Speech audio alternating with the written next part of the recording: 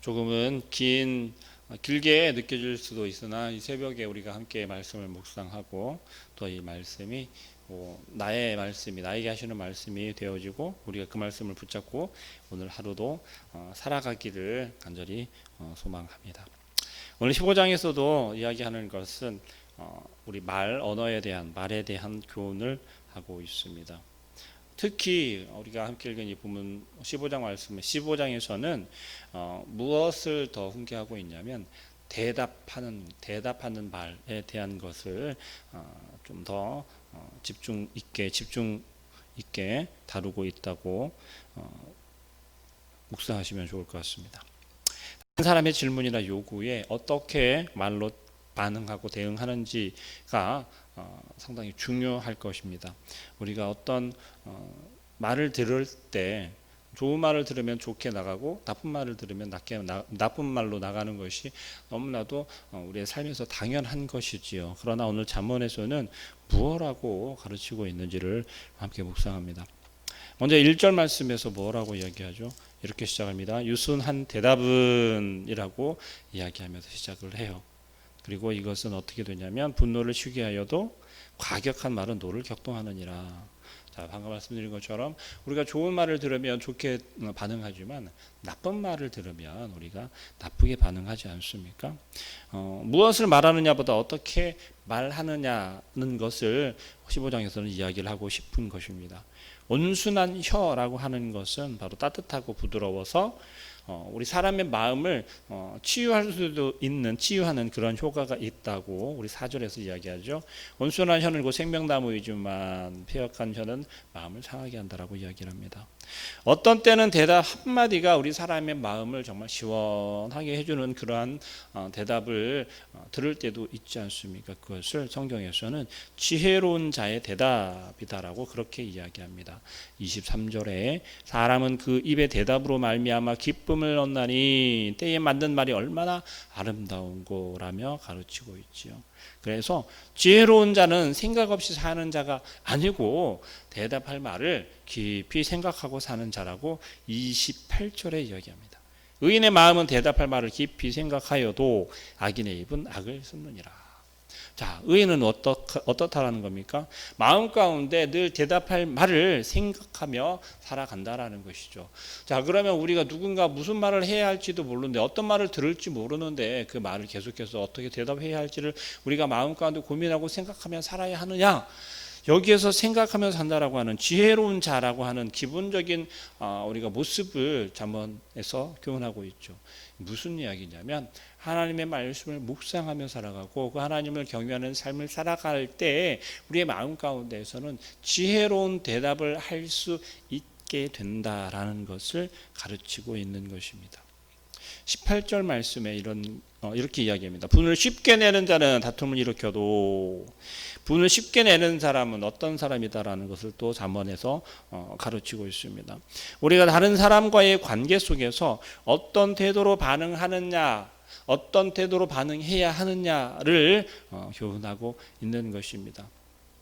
그런 사람은 가는 곳곳마다 어떻다라는 거예요? 다툼을 일으킨다라고 이야기합니다. 그런데 노하기를 더디하는 자는 시비를 그치게 한다고 분명하게 이야기합니다. 18절 다시 한번 볼까요? 분을 쉽게 내는 자는 다툼을 일으켜도 노하기를 더디하는 자는 시비를 그치게 하느니라. 이런 지혜로운 자가 되어야 할 줄로 믿습니다. 우리들이 어떠한 상황이나 환경 속에서 이러한 역할을 감당해야 하겠습니다. 그것이 곧 하나님께서 우리를 보내시고 세우신 목적이라는 것을 기억하시고 우리의 삶 속에서 오늘 하루의 삶 속에서도 우리가 이러한 역할을 감당하시기를 축복합니다. 여러분들이 사람들과의 맺는 관계 속에서 여러분들의 말 혹은 여러분들의 태도가 이렇게 시비를 붙이는 것이 아니라 잠잠케 하고 사람의 마음을 평안하게 하는 그러한 역할을 그러한 힘을 능력을 나타내시기를 축복합니다. 계속해서 잠언이 훈계하는 것은 어떤 태도를 가지는가가 지혜와 미련의 갈림길이라고 이야기합니다. 그것이 각각 5절과 10절 또 12절, 22절 그리고 31절부터 마지막 33절에 나누어서 교훈하고 있습니다. 견책, 교정.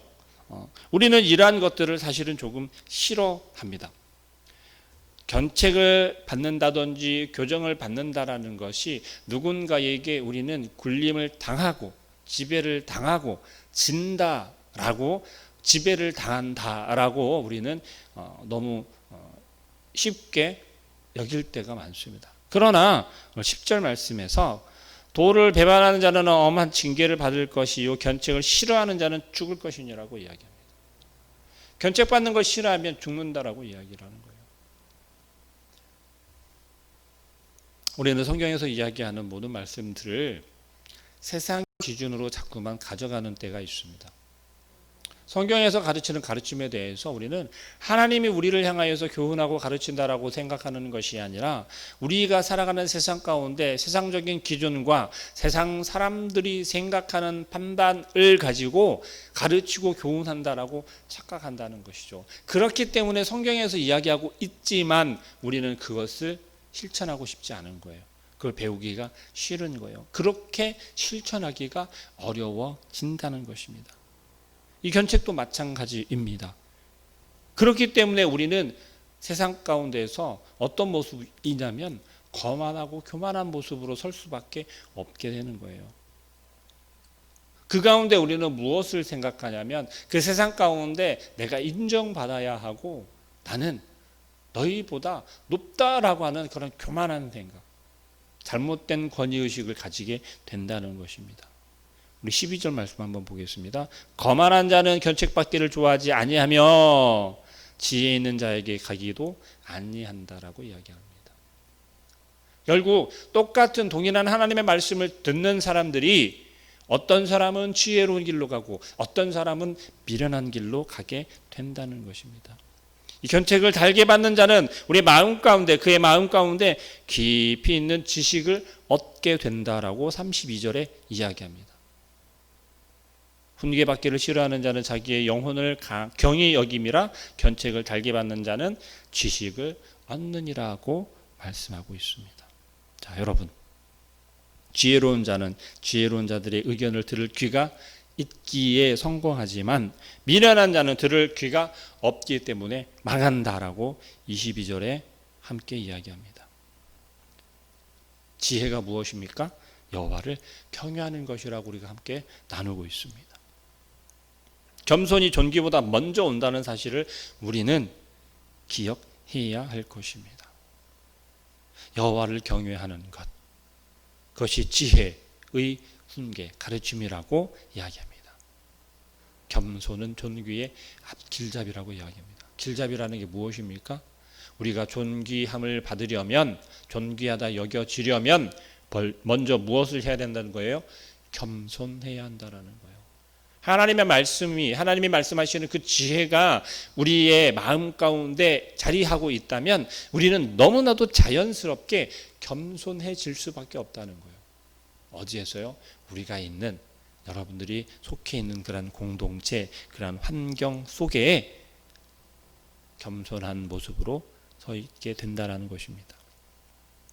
계속해서 잠언하는 것은 지혜에 대한 가르침과 또 그 지혜와 관련되어서 게으름에 대한 교훈을 하고 있습니다. 지혜로운 자는 지식을 사랑하고 즐거워하지만 미련한 자는 미련한 것을 즐거워한다고 7절과 14절에 나누어 이야기합니다. 14절 말씀, 명철한 자의 마음은 지식을 요구하고 미련한 자의 입은 미련한 것을 즐긴다라고 이야기를 합니다. 여러분은 무엇을 즐겨하십니까? 지혜로운 것입니까? 아니면 미련한 것입니까? 부지런한 것입니까? 게으른 것입니까? 미련한 자는 부모를 없인 여김으로 자기의 미련을 증거한다고 이야기합니다. 자, 부모를 경히 여기고 부모를 섬기지 못하는 것, 섬기지 않는 것 또한 뭐라고 이야기를 하냐면 미련한 자라고 오늘 잠언에서는 이야기를 합니다.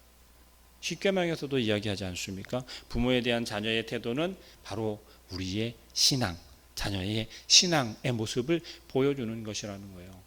부모에게 잘하지 못하는 것은 그의 신앙도 흐트러지고 있다는 것을 이야기하는 것입니다. 여러분들은 어떻습니까? 여러분들의 자녀가 여러분들에게 혹 여러분들이 부모님들에게 잘못하고 있습니까? 여러분들의 신앙이 흐트러지고 있다라는 증거라고 오늘 잠언은 이야기합니다. 지혜로운 자의 삶은 하늘로 향하여도 향하는 길이어서 지옥을 떠나는 스오를 떠나는 삶이라고 24절에 이야기하죠. 처음에는 구분할 수 없을 것입니다. 그러나 시간이 흐를수록 지혜로운 자의 지혜는 드러나게 되어져 있다고 이야기하는 것입니다. 19절 말씀 한번 볼까요? 게으른 자의 길은 가시 울타리 같으나 정직한 자의 길은 대론이라고 이야기합니다. 게으른 자의 길과 정직한 자의 길, 곧 지혜로운 자의 길을 비교하는데 정직한 자의 길은 대로라고 분명하게 못박아 이야기합니다. 잠언의 관심을 가지고 있는 또 다른 하나의 주제는 무엇이냐면 바로 마음의 즐거움을 이야기합니다. 13절 말씀, 마음의 즐거움은 얼굴을 빛나게 하여도 마음의 근심은 심령을 상하게 한다고 이야기합니다. 여러분, 우리가 성경에서 이야기하고 있는, 오늘 특별히 우리 잠언에서 이야기하고 있는 이 심령을 상하게 한다라고 하는 것, 이것에 우리는 소홀히 생각하면 안 될 것입니다. 너무 쉽게 생각하면 안 된다라는 거예요. 여러분들의 마음이 근심에 가득 차 있다면 심령을 상하게 한다는 것이에요. 내 마음 가운데 근심이 없어 그러면 누가 근심을 가지고 싶어서 가집니까? 라고 말하는 사람도 있을 것입니다. 그런데 오늘 성경에서는 이렇게 이야기하는 거예요. 근심을 가지지 마라고 이야기합니다. 마음의 즐거움을 가지라고 이야기합니다. 여러분, 어떤 근심이 있으십니까? 근데 참 희한하게도 우리가 근심하는 것은 하나님 앞에서 하나님의 일로 근심하는 것보단 세상의 일로, 나의 일로 근심할 때가 더 많다라는 거예요. 결국 문제는 어디에 있는 것이에요? 나에게 있다라는 것입니다. 여러분들의 마음이 근심하는 것이 세상의 일, 여러분들이 속해져 있는 여러분들의 삶의 현장 속에서의 근심, 걱정들로 가득가득 차다라는 거예요. 만약에 그 근심, 걱정거리가 여러분들의 삶의 것이 아니라 하나님을 향하여서 하나님을 경외하고 하나님을 내가 어찌 경외해야 하는지, 하나님 앞에 내가 어떻게 바로 서야 하는지에 대한 근심, 걱정으로 가득 차 있다면 그것은 곧 근심이 아니라 즐거움으로 바뀌어질 줄로 믿습니다. 왜요? 하나님 앞에 내가 서기 위한 노력이 되어질 것이고 하나님의 말씀대로 살아가려는 발버둥일 것이고 하나님의 능력과 힘으로 내가 서기 위한 노력일 것이기 때문에 그렇습니다. 그렇다면 그것은 하나님의 말씀의 능력을 의지하는 것이고 그러므로 인하여서 우리는 그것이 근심이 아니라 즐거움으로 바뀌어질 수 있다는 것입니다. 마음의 그 즐거움이나 근심은 우리의 얼굴에 드러나게 된다는 것이에요. 신앙생활을 잘하고 있고 하나님 말씀대로 잘 살아가고 있는 그러한 사람들의 모습을 바라보면 정말 해같이 빛난다라고 하는 표현 자체가 왜 그러한지를 오늘 잠언은 이야기하고 있습니다. 즐거움이 세상의 성공과 물질과 번영에서 오지 않기 때문에 그렇다라는 것입니다. 가난해도 여호와를 경외하는 삶은 부하고 걱정이 많은 삶과 비교할 수 없이 즐거운 삶이다라고 16절 말씀에서 가르칩니다. 돈이 없어 고기 대신 채소를 먹는다 해도 서로 사랑하는 가정이라면 고기를 먹으면서 불화한 가정보다 낫다고 이야기합니다. 의인의 집에는 보물은 기쁨이지만 악인의 많은 소득은 고통을 줄 뿐이라는 거예요. 왜 우리 흔히 그런 이야기 하지 않습니까? 집에 아무리 돈이 많고 물질이 많고 그래도 사랑이 없으면 그게 좋은 거냐고. 물질이 많은 사람들의 가정을 바라보면서 우리가 한때 그런 이야기들을 많이 했던 걸 기억합니다. 부는 인생의 화복의 절대 기준이 아닙니다. 부라고 하는 것이 이 땅에서 잘 사는 것이 우리의 절대 기준이 될 수 없다는 것이에요. 또 30절 말씀입니다. 눈이 밝은 것은 마음을 기쁘게 하고 좋은 기별은 뼈를 윤택하게 한다고 이야기합니다. 눈이 밝은 것은 뭘 이야기한다는 거예요? 마음이 기쁘게 하고. 눈이 밝은 것이 마음을 기쁘게 한다는 거예요. 보는 것이 무엇을 바라보고 보는 것이 어떠한 것들을 바라보느냐에 따라서 여러분들의 마음에 기쁨이 되어진다고 이야기를 합니다. 밝은 얼굴은 기쁨을 주고 좋은 소식은 우리 건강에 유익한 것입니다. 여러분 표정 관리하는 것이 하나님을 경외하면서 흘러나오는 평강과 기쁨을 여러분들의 얼굴을 통해서 드러나게 하고 또 은혜를 구하게 한다는 것이에요. 그런 관점에서 우리의 얼굴의 표정이 어떠하여야겠습니까? 매일매일이 정말 막 인상으로 구겨져 있고 막 그런 찌푸린 상에 누가 보아도 정말 짜증스럽고 고통 가운데 살아가는 그런 모습이면 얼마나 불편하고 좀 안타깝겠습니까? 그런데 볼 때마다 얼굴이 해피해피합니다. 볼 때마다 얼굴이 밝습니다. 볼 때마다 얼굴이 웃는 얼굴이에요. 그러면 보는 사람들이 얼마나 행복하겠습니까? 우리의 모습이, 여러분들의 모습이 그러한 얼굴이기를 간절히 축복합니다. 또 마지막으로 오늘 잠언에서 이야기하는 것은 하나님의 통치하심과 통치하는 방식에 대한 것을 이야기합니다. 그것을 우리는 신학적으로 신정론이라고 이야기합니다. 신정론이라고 이야기를 하면 좀 딱딱하고 어렵게 생각이 들지도 모르지만 우리 크리스찬들에게, 기독교인들에게 있어서, 신앙생활하는 우리들에게 있어서 매우 중요한 것입니다. 절대 빠질 수 없는 것이에요. 왜냐하면 우리는 하나님께서 말씀하시고 그 하나님이 말씀하시는 말씀에 따라 그 말씀에 의해서 살아가야 하는 하나님 나라 백성이기 때문에 그렇습니다. 우리가 이것을 무시하거나 이것을 등한시 여기거나 없이 여긴다면 우리 스스로가 하나님 나라의 백성임을 거절하는 것이고 부정하는 것이 되는 겁니다. 그리고 잘못된 신앙을 가지게 된다라는 것을 분명하게 기억하시기 바랍니다. 어떤 때는 계시고 어떤 때는 또 안 계시고 그런 것처럼 보이지만 하나님은 언제든지 우리를 보고 계시고 어디서든지 우리와 함께하고 계시고 어디서든지 우리를 지켜보고 계시다라는 거예요. 그래서 오늘 본문에서는 어떤 말씀이 등장했냐면 11절 말씀, 수올과 아바돈도 여호와의 앞에 드러나거든이라는 거예요. 여러분, 수올과 아바돈은 지옥을 의미하는 건데요. 여러분, 지옥을 볼 수 있습니까? 가야만 보잖아요. 그죠? 그러나 하나님께서는 그 또한 하나님 눈 가운데, 하나님 그 다스림 가운데 있다라는 거예요. 하나님 겉으로 드러나는 행위나 태도가 아니라 마음을 감찰하신다라고 이야기합니다. 8절 말씀 한번 볼까요? 악인의 제사는 여호와께서 미워하셔도 정직한 자의 기도는 그가 기뻐하신다라고 이야기합니다. 악한 제사를 멸시하고 믿는 자들의, 하나님을 기쁘시게 한 자들의 기도를 들으신다라는 거예요. 여러분은 어느 때든 어느 곳에 있든 어떠한 상황 가운데서든 하나님을 기뻐하는 기도의 삶을, 기도의 행함이 있으시길 간절히 축복합니다. 겉으로 드러나는 행위가, 겉으로 드러나는 태도가 아니라 여러분들의 마음을 직접 감찰하시고 보고 계시다라는 거예요. 듣고 계시다라는 거예요. 하나님은 그들을 거절하시고 오직 의를 따르는 자를 사랑하신다고 이야기합니다. 하나님께서는 결국 교만한 자의 집을 모두 어떻게 하신다는 거죠? 허물어 버리신다고 이야기합니다.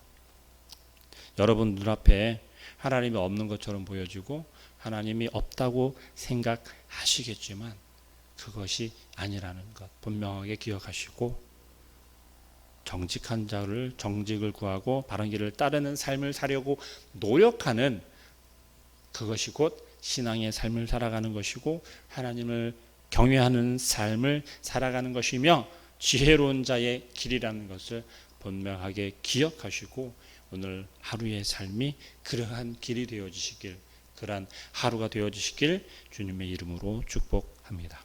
기도하겠습니다.